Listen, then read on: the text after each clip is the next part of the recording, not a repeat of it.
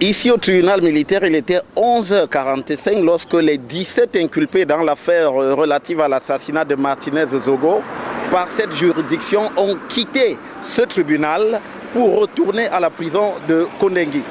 Les 3 véhicules de la prison principale de Kondengui étaient escortés par 2 véhicules du groupement polyvalent d'intervention de la gendarmerie nationale et de ses éléments.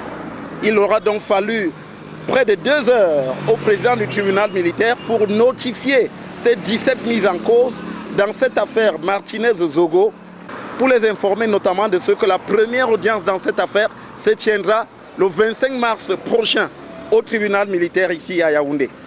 Il faut souligner que ce matin, c'est un dispositif sécuritaire relevé d'un cran qu'on a vu ici, avec des éléments de la police, de la gendarmerie, le groupement polyvalent d'intervention de ce corps-là, ainsi que des militaires qui assuraient donc la sécurité au moment où les 17 inculpés dans l'affaire Martinez-Zogo sont arrivés ici alors qu'il était un peu plus de 10 heures du matin.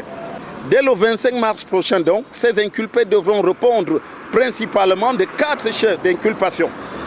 Le chef d'inculpation d'assassinat, de complicité d'assassinat, de complicité de torture et de complicité de conspiration. On suivra particulièrement les cas de quelques figures dans cette affaire, notamment Jean-Pierre Amourou Belinga, le commissaire divisionnaire Maxime Eko et Bruno Bidjang Oba, qui a été l'une des dernières personnes à être incarcérée dans le cadre de cette affaire. Rendez-vous donc dans quelques jours ici au tribunal militaire pour le début de cette affaire qui tient les Camerounais en haleine depuis janvier 2023.